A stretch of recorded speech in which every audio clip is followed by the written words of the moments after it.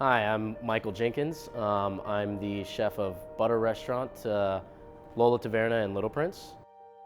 I've been working for Butter for a very long time. I grew up in the Midwest, and I've been in New York for the last 16 years or so. And my mother likes to say that I learned to cook out of self-defense because I worked for a single working mom, and we ate.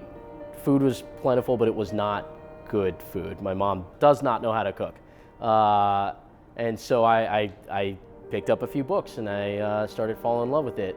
And eventually I discovered that I wasn't really interested in other things, So I made the big move to New York. If you can make it here, you can make it anywhere, or whatever they say.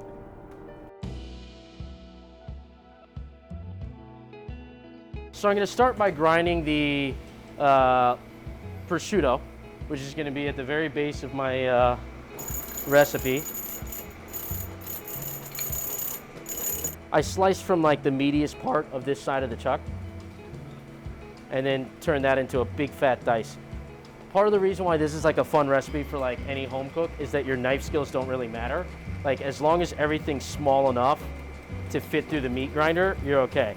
All right, so to add to the luxuriousness of this ragu, I'm using a little bit of barely cooked bone marrow instead of olive oil to get this recipe started. So there we go. Like I said, a very, very healthy, lean recipe. Immediately, it already smells like beefy, beefy, beefy. I'm gonna add that ground prosciutto. It's gonna melt away to almost nothing. It's also creating that beautiful fond at the bottom of the pan. Now, all the vegetables. Garlic, fennel, carrots, celery, and onion. So next I'm gonna add my tomato paste. Now that this is at a nice sizzle, the vegetables are slightly cooked and translucent, I'm using double concentrated tomato paste. This is the sweetness, this is the acid. Really cook the tomato paste. Now that the tomato paste is caramelized, I'm gonna add my aromatics. So chopped thyme, chopped rosemary, some lightly crushed fennel seed, and a little red pepper flake so that it's not boring.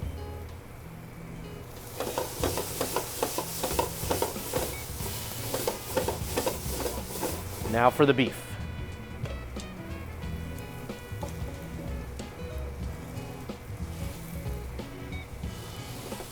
It's so wonderfully fatty that it's gonna turn white instead of gray as we start to cook it. Now I'm gonna deglaze with a little red wine. Not a lot. And now the secret weapon. We made a little bit of beef stock. This one happens to be made from veal bone and a little bit of Wagyu beef bone.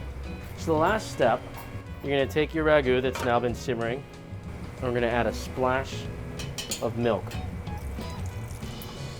A little bit of aged balsamic. Cook the pasta to your preferred al dente. All right.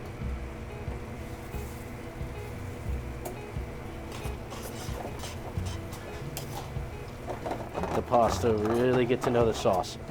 Let some of that starch emulsify with the ragu. Just a little bit of cheese. Like the garlic, you really want to take it easy on the cheese, because don't worry, we'll put more on top afterwards.